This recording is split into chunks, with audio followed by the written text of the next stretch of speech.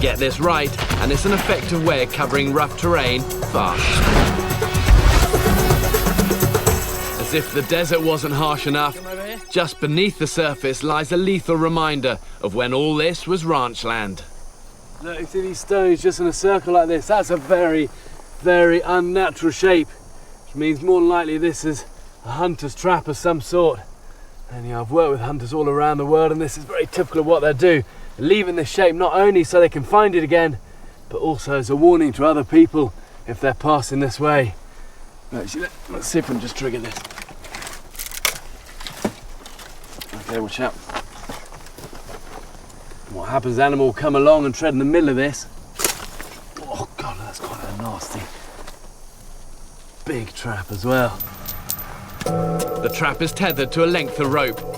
Finding something like this could be a real lifesaver.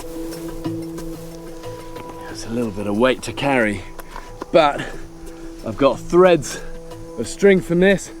Good strong rope if we need it. Good find. Much of this area is mesa, flat plateaus shaped over millions of years. They tower high above the desert floor. Find water, you must head down following the canyons. Let's try up here. But this isn't easy terrain, and you're faced with a ticking bomb scenario. Covering enough ground before the need for water reaches critical. That's never easy, is it? It must be a good 60 foot straight down this. But I do want some way of getting off this high ground. Faced with a situation like this, you've got two choices. Go back or find a way across. Okay, I've got an idea. And what I have got is this rope and this old trap. But I know for sure I've not got enough rope to reach 60 plus foot down there. But there is probably enough to reach across. Look, just the other side of this gully. That's probably only about 30 foot. You can improvise some sort of throwing device, you know, like a grappling hook out of this and get it across to that. That might work. Grappling hooks were first invented by the Romans. Their sailors used them during ship-to-ship battles. Thrown into the enemy's rigging, they'd drag them closer before boarding. There we go. I've got these 2 foot stirrups from the trap. And let's just put these together and then splice them through that. That will make like a pretty rough and ready rudimentary grappling hook. Yeah, splicing like this, old naval technique.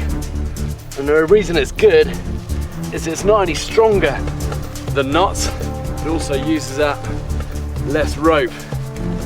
Finally, follow the pattern of the rope back on itself. Okay, let's see if we can get this thing across. But throwing a rope across a 30-foot canyon is never easy.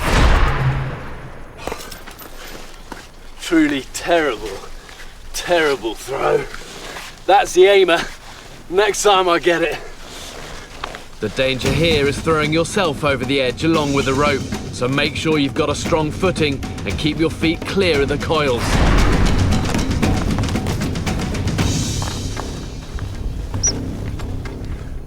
Bullseye! Feels like it's caught. And that's probably as good as I'm gonna get. Bring us back. Okay, what's up? Facing terrain like this, a rope is too precious to leave behind. Once I get across, I want this back.